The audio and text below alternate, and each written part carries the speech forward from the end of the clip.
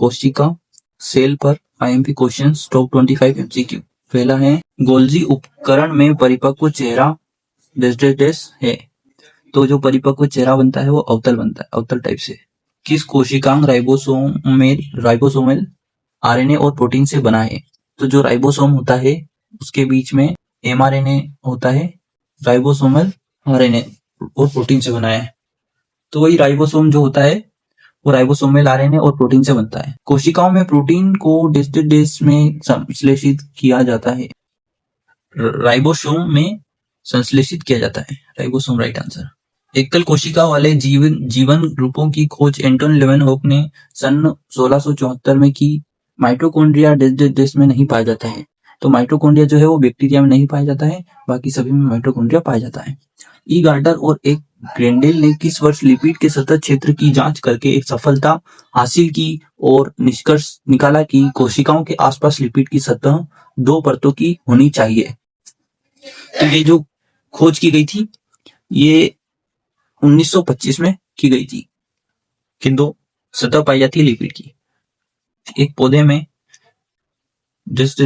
मध्य lamella प्राथमिक कोशिका और माध्यमिक दीवारों में मौजूद होता है और कोशिका विस्तार के दौरान विकास के प्रारंभिक चरणों में जमा होता है, तो वो पेक्टिन होता है।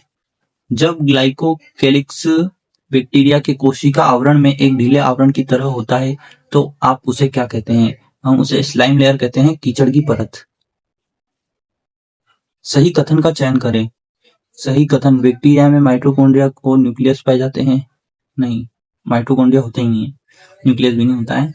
पशु कोशिकाओं में राइबोसोम, माइटोकॉन्ड्रिया और लाइसोसोम पाए जाते हैं। बिल्कुल ये राइट है, तो ऑप्शन नंबर बी राइट हो जाएगा, बाकी सब गलत ही होंगे। कोशिका झिल्ली के संबंध में निम्नलिखित में से कौन सा कथन सही है? इसके दोनों ओर मौजूद कुछ अणुओं के लिए चयनात्मक रूप से पारिगम है,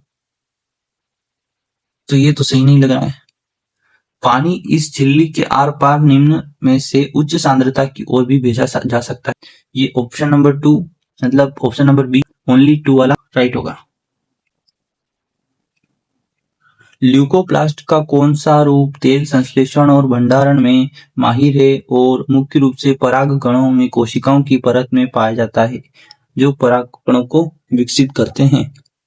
तो option number D elaioplast. Pectin जो फलों की दृढ़ता और कोमलता के लिए जिम्मेदार है, मुख्य रूप से अम्ल इकाई है। तो 12 क्वेश्चन नंबर 12 का बी गैलेक्टोरोनिक एसिड। वल्थर फ्लेमिंग ने किस वर्ष कोशिका केंद्रक में पाए जाने वाले दागदार पदार्थ के लिए स्क्रोमेटिन शब्द गढ़ा था? तो 1879 में इस शब्द लाए थे। निम्नलिखित में से कौन सा केवल पादप कोशिकाओं में पाया जाता है? तो पादप कोशिका में सिर्फ कोशिका भित्ति पाई जाती है, ठीक है, उसमें ये चीजें नहीं होती हैं।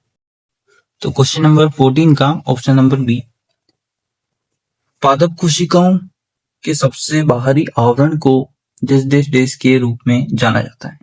तो सबसे बाहरी जो आवरण होता है उसका वही कोशिका भित्ति होती है।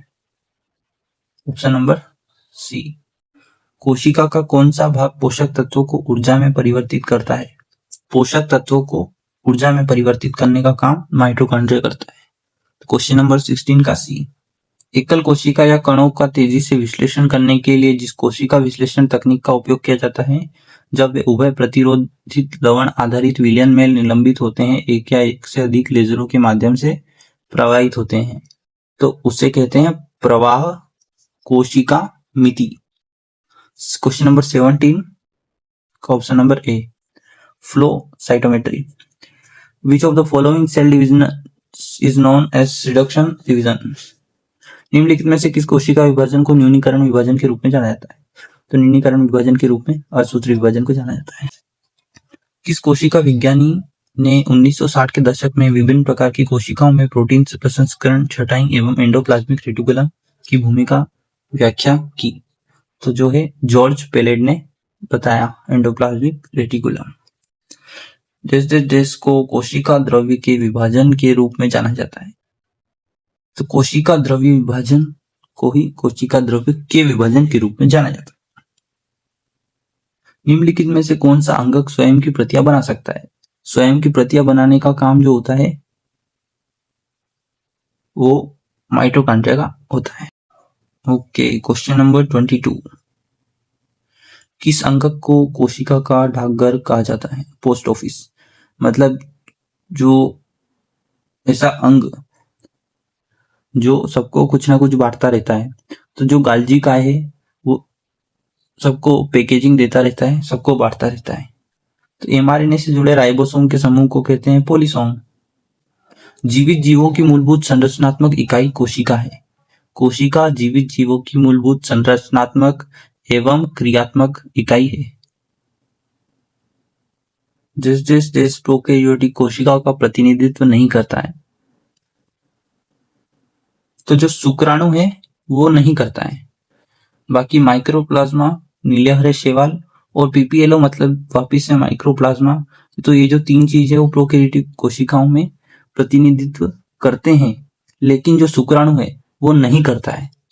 तो 25 question answer option number C. तो ये थे हमारे टॉप 25 क्वेश्चंस आईएमपी।